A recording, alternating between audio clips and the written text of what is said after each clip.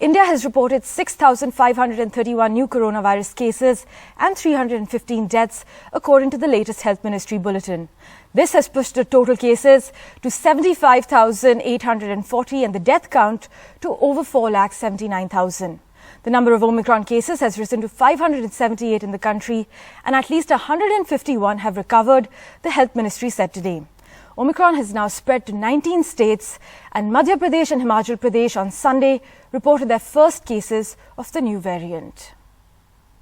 Meanwhile, night curfew will be imposed in Delhi from 11 p.m. to 5 a.m. starting today. The Delhi government has said as the national capital reported 290 fresh cases of COVID on Sunday and another record this morning. It's over a 16% jump and one related death has been reported in 24 hours. The case positivity rate has climbed to 0.5% and my colleague Sonakshi joins us with the latest update at the moment. Sonakshi, Delhi recording its highest Omicron tally yet, but no yellow alert at the moment in the city.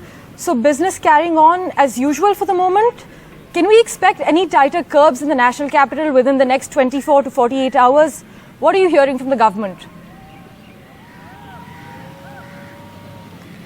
Well, absolutely. The national capital has been reporting over 200 COVID cases in the last few days.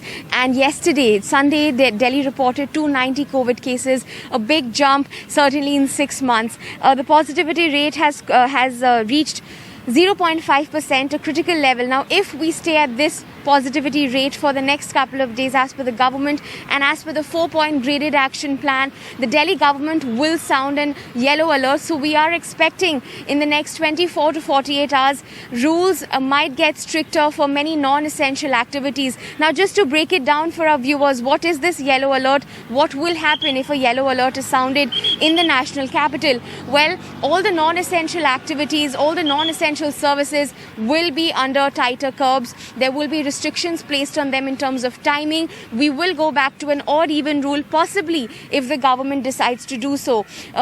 Many non-essential activities include restaurants and hotels, banquet halls, cinema halls, which are all currently allowed to resume. Remember, a lot of activities had resumed after the government decided to reopen Delhi or unlock Delhi. But now with the rise in COVID cases and the rise in Omicron cases, yesterday Delhi was at a 79 Omicron cases, but today as I speak to you just a short while ago, we have reported a big jump and 142 Omicron cases have been reported in the national capital.